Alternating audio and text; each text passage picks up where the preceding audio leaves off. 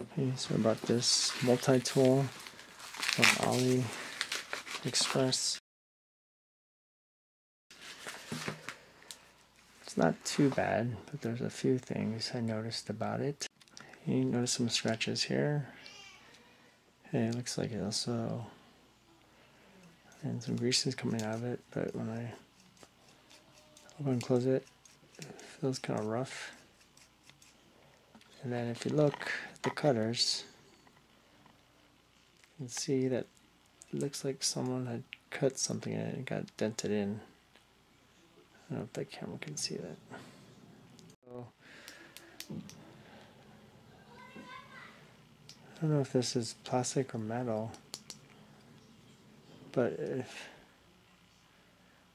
this breaks, then it doesn't stop the blade. Basically, it's the lock.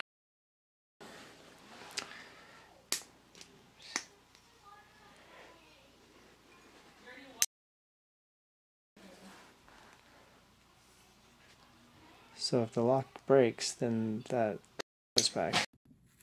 Okay, so this tool looks pretty nice. Doesn't shut very well,